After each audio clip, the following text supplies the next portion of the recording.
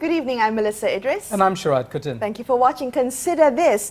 The upcoming Tanjung Piai by-election is set to be a much-watched affair, as this is Barisan Nasional's first electoral outing since the announcement of the UMNO Pass Charter of Cooperation. So joining us on the show to discuss the politics of the day, we have Bridget Welsh. She is an Honorary Research Associate of the Asia Research Institute at the University of Nottingham, Malaysia. Welcome back to the show, Bridget. It's good to have you back. Great to be here, Melisa and Sharaad. Okay, so you wrote an opinion piece recently about the November 16th Tanjung Piai by-election. You said in that piece that this is going to be a by-election that is a test of the level of public support that Dr. Mahathir's leadership of Pakatan Harapan.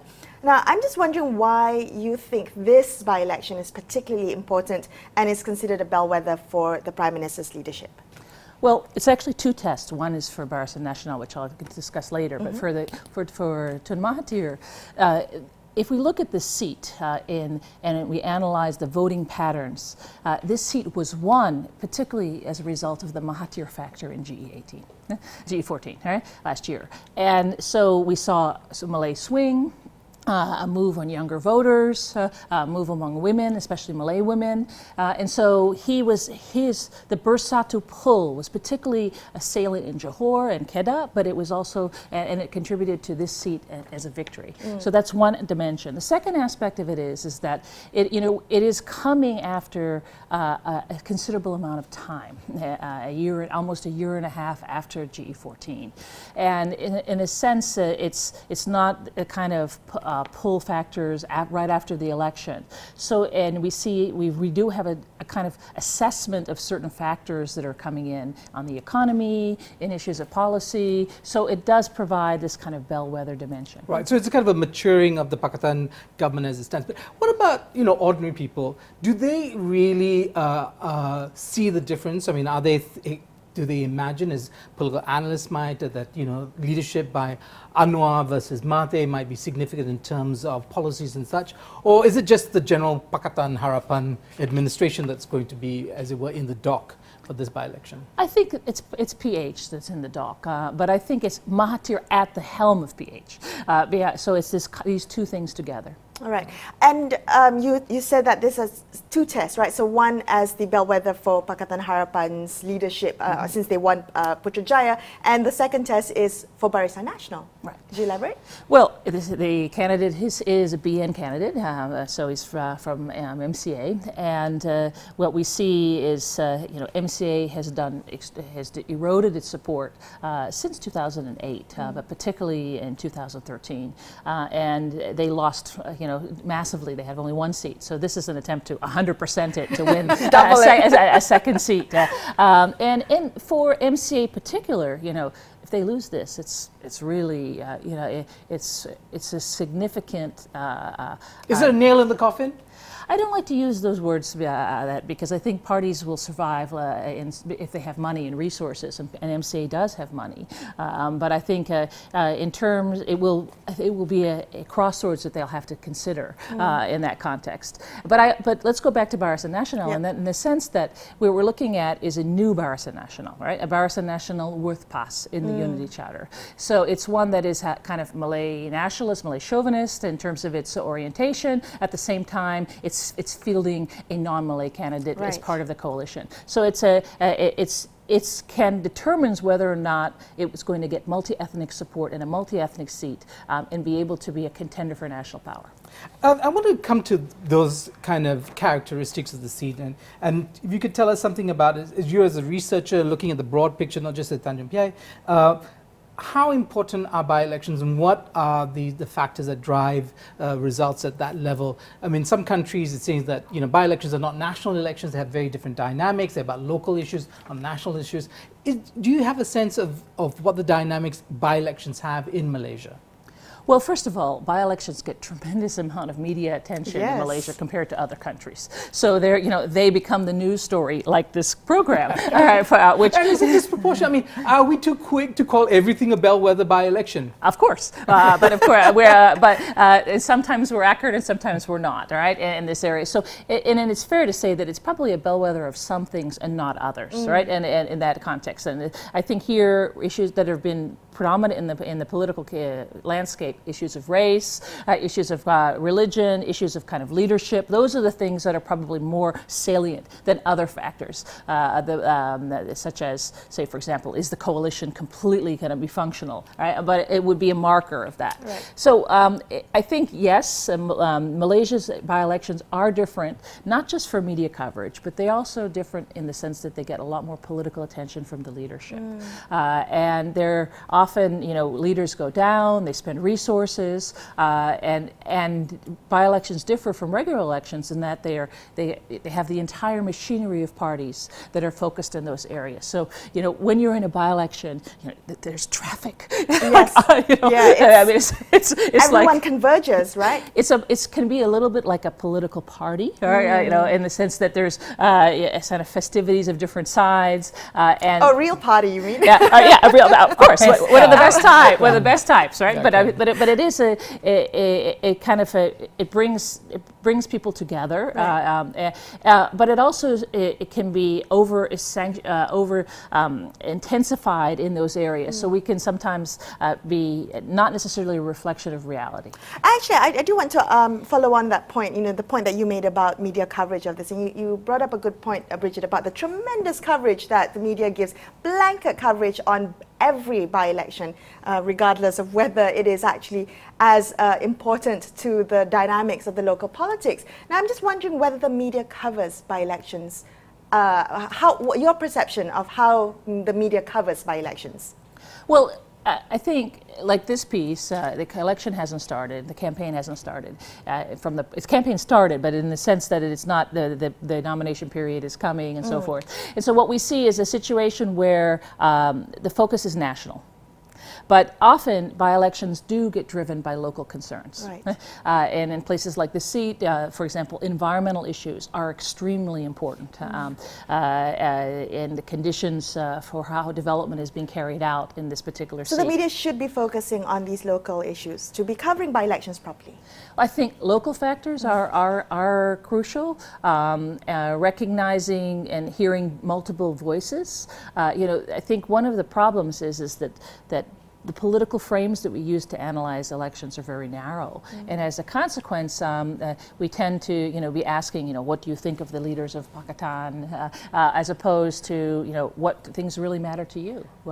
This type. So it's a different sets of questions. Okay, very quickly, I understand that political parties are loath to lose by-elections or any elections for that matter. But do you think this overemphasis on by-elections, when it doesn't actually change, say, the political standing in the state or the parliament level, means that practices like announcing goodies for the local electorate become part of the campaign promises, and that could be a violation of actually campaigning laws. We've had that already, announcements of millions of dollars to be spent for Tanjung Piai specific types of projects.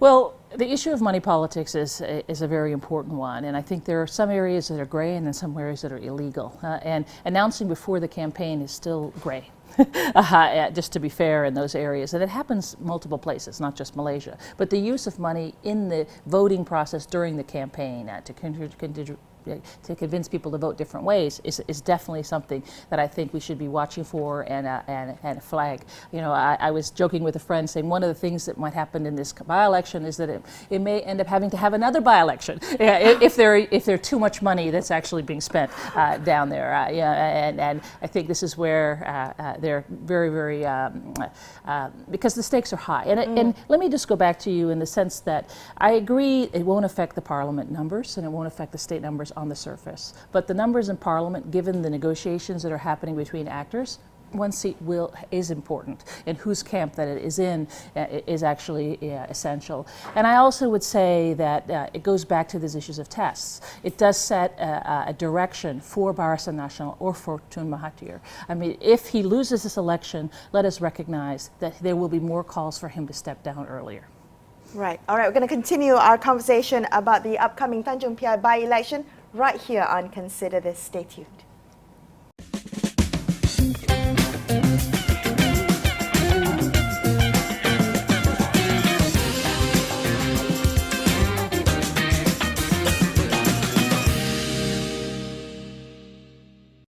Welcome back to Consider This. Melisa and Sharaad here with you, and we're chatting to Bridget Welsh from the Asia Research Institute at the University of Nottingham, Malaysia, talking about the upcoming Tanjung Piai by-election. Of course, the nomination day is tomorrow. We'll find out who will be, I guess, the official candidates. But for now, we know roughly that Pakatan Harapan's candidate is Karmaini Sardini.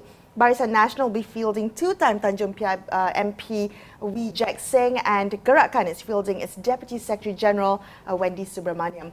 Talk to us, Bridget, about the importance of a local status for by-elections. I mean, for the Pakatan Harapan candidate, we had a lot of comments saying he's a local boy. It's important that he be a local boy. We heard the same for the MCA candidate as well. How important is it that there's a local status involved? Well, I think in kind of semi-rural, semi-urban seats, this has it's more urban than rural, but it still has elements that having access to their MP, knowing who that person is a criteria that is important. And I think they use that as part of the packaging in terms of identifying and making connections to the electorate, because people will know them and know their character, know their standing. It also affects the machinery of political parties. So if you don't have a local candidate, then what happens is that the local party machinery who've in a sense been sidelined by not being part of by being chosen, also may feel more reluctant to help to mobilize on the candidate's behalf. Yeah, and I'm wondering about that, because it seems sometimes that perhaps party political considerations trump the public perception or reception of a candidate. So for instance, with the Pakatan Harapan, they've got a stalwart of a party, political party stalwart. He in many ways represents the old dispensation, former UMNO, now Bersatu, and so on and so forth. But the idea that Pakatan was going to bring new blood into politics in Malaysia, is that often going to be sacrificed because you need to reward party workers? Well, it's not just about rewarding. I think there is a fact that there is bringing local representation into government at the center is a very important component about making it inclusive. But that local person could have been young. It could have been. Yep. It could have been somebody who represented a new thinking about politics, not somebody who's been there, a veteran, and always seems to be older people that at least in terms of the Pakatan and Barisan candidates, the older people who get the nomination. I think there are two issues here, right? One is that whether or not it's local or parachuted in, all right? Okay, so I think that is, I think the choice of a local is stronger than a parachute in that context. And parties do parachute in candidates all the time. And we didn't see that in this by-election, which I think is an important, I think, more democratic practice. The second issue is the generation, basically kind of more incumbent type of element of being part of the system versus somebody new. The reality is that because the stakes of this election are high, or at least, they're not do or die, but they're high, I think they went with safe options. And I think they didn't take risks that would have included younger candidates, more dynamic, with the exception of Gerakan. Gerakan's candidate is younger and a female. And maybe it's time to talk about them, because why is Gerakan in this race? Well, I think the question everyone's asking. Well, I think for Gerakan, they are looking for an opportunity to distinguish themselves in a post-BN environment. So they're no longer part of Barisan Nasional.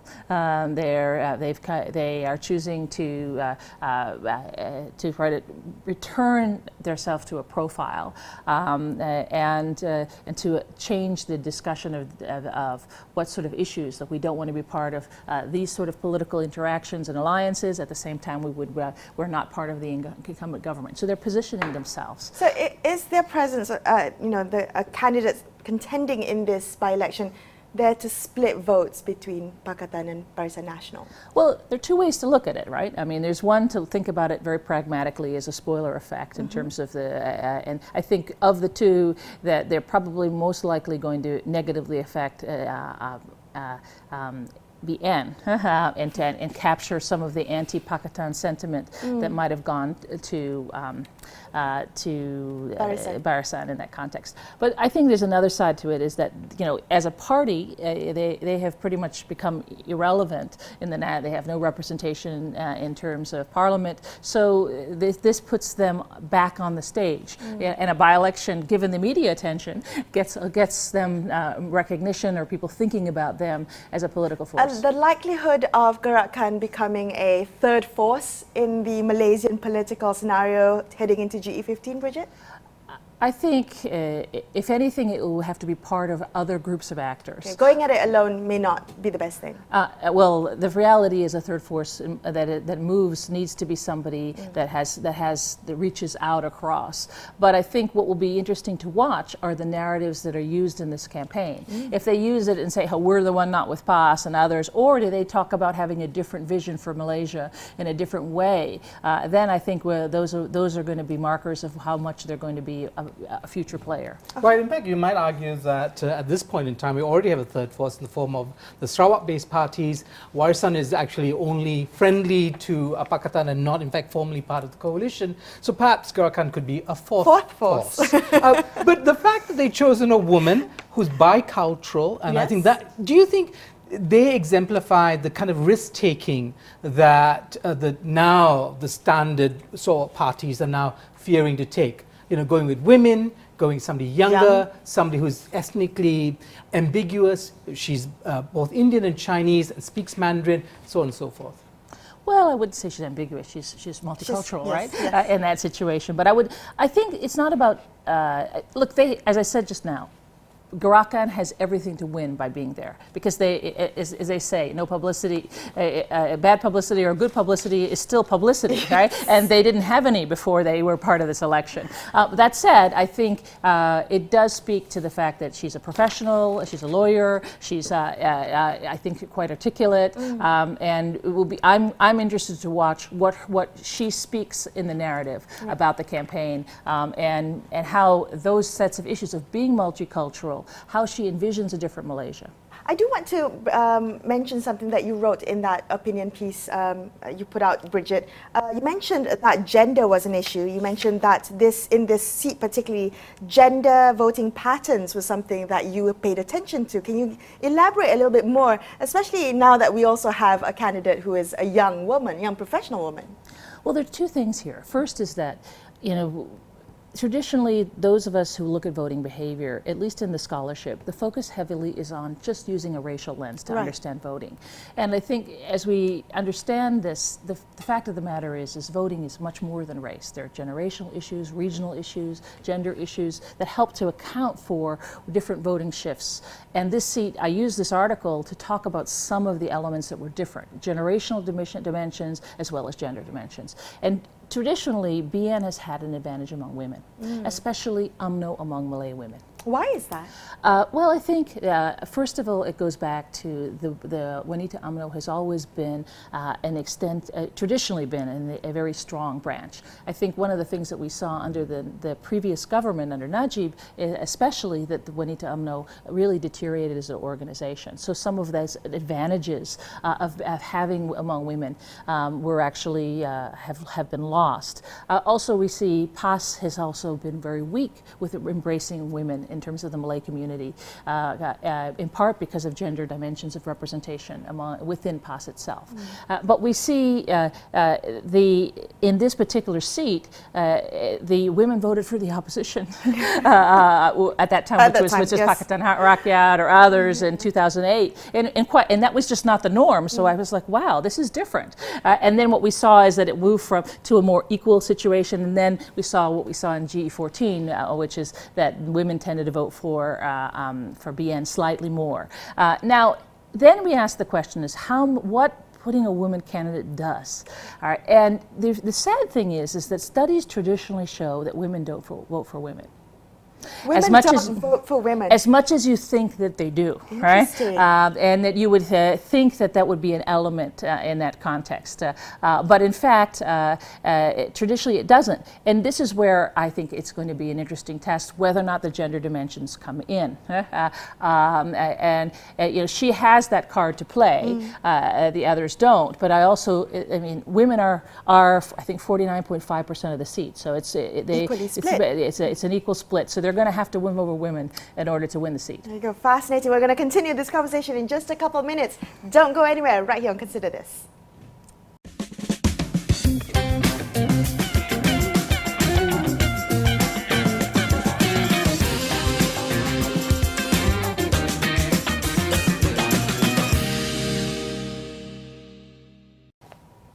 Welcome back to Consider This. Melisa and Sharaad here with you. We are with Bridget Welsh from the Asia Research Institute at the University of Nottingham, Malaysia. We are talking about the upcoming Tanjung Piai by-election. And Bridget, I want to take a closer look at the Barisan Nasional candidate, Wee Jack Singh. Now, the response following the naming of him as a candidate for Barisan Nasional has been quite interesting. We've got some members of UMNO quite unhappy, but then on the other hand, we've got PAS, which was at first, there was a question of whether they were going to support a non-Malay, non-Muslim candidate. Now saying they're going to throw their support with the top leadership expected to back his nomination tomorrow. What do you make of all this, conversations after his naming? Well, I think there are two issues here. First of all, PAS support in this seat is important for any potential BN victory, and that they captured 6.6% of the vote in GE14, and the margins were so close that where they go and how they go will matter. But I also think that if PAS has too much of an endorsement of the MCA candidate, then there is a response among Chinese voters saying, I don't want to vote for someone who's associated with this unity charter with the Islamist Party. And I think this is a real challenge for MCA and it's been a challenge not just in this by-election, it's been a challenge traditionally in Malaysian politics, and that, how much do you accommodate the interest of non-Malays, particularly in this case Chinese voters, in a context where you've seen increasing Malay supremacy, chauvinistic type of discourse, and by your component partner UMNO. And do you look like you're should you be in the House and have the conversation with them in terms of or should you be outside of the House and competing against them? Right. And so this is so it constrains the campaign in a very interesting way, in that the racialized discourse that we've seen in the last set of by-elections, if it continues, will actually have different effects among the different bases that they're trying to win over to win. Yeah, I wanted to ask you about this. Our favorite polemicist, Ridwan T, has weighed in on the delayed announcement of the Barisan Nasional candidate, and he speculated that MCA was putting pressure on UMNO to have a Chinese candidate, so on and so forth. Now, there seems to be a kind of schizophrenia for Barisan Nasional, right? On one hand, it wants to hold on to the old interracial compact. At the same time, it sees its future tied very much to PAS as the kind of cornerstone of a new political dispensation. Is it reconcilable? I mean, yes, today MCA is standing on behalf of Barisan Nasional, but is this a position that's tenable in the long term? Well, those are multiple questions. I would say, first of all, I think they ran the numbers like my scenarios, and if you look at the scenarios, even a small swing, it gives them a more comfortable win in that context. So I think that one of the areas that they look at is, what can we win, right? And for them, it's not it's not really about the issues, right? It's about getting into power again. So it's not the coherence of the message. It's keep in mind that a lot of these messages, the use of political Islam, the use of race in Malaysian politics, is all about getting into power. So it's deployed strategically, opportunistically, not in terms of it's not a long-term vision for the country then. Well, I think PAS has a vision, and some people within the different parties have a vision, and it's based on an ideological position of the standing of the Malay community in politics and others. So I don't want to dismiss it as not having meaningful dimensions of thinking. I think it does, but I think it's used pragmatically, right, and it's used opportunistically. And so MCA has its message problems, and I think what we're seeing in this campaign, UMNO having its message problems in terms of, PAS, it doesn't have its message problems. It's saying, okay, we're with them, we've made the choice, we're providing our support. But UMNO has this difficult issue, and this has been a problem of the party, right? The more it moves to the right, conservatively in terms of issues of race, the more it moves away from the middle. And now they're trying to dance toward the middle when at the same time they're dancing to the right. And it's really an awkward movement. And on that note, Bridget, I mean, in the couple of minutes that we have left, I kind of want to pick your brain on, given everything that you've said, we can only find out the outcome, of course, at the end of the campaign period, but what are you watching out for within these 14 days of the campaign period? I think I'm going to be looking at the narratives that are coming out. Already we're seeing things in the public narrative, but what's important will be what's with the whisper campaigns. The things that go behind the scenes, saying, okay, really, they have to go to the electorate and say, you were voting for this, but you're really going to get this. And what are the promises that are going to be made as the narrative moves forward? Because they're really constrained by these two different trajectories. And Pakatan Harapan also has constraints in the sense that the question is the leadership issues, where does Bersatu sit, who's it working with? So these constraints are very real. I'm looking at the sabotage factor, I'm looking at the whisper campaigns, I'm looking at what the narratives come out. Sabotage factor meaning? Meaning that people in different parties may not want the other parties in the coalitions to win. All right, okay, thank you so much, Bridget, for talking to us today. Unfortunately, that's all the time we have on this episode of Consider This. I'm Melisa Idris with Ms. Sharaad Kutan signing off for tonight. Thank you for watching. Thank you, Bridget. You're welcome. My pleasure.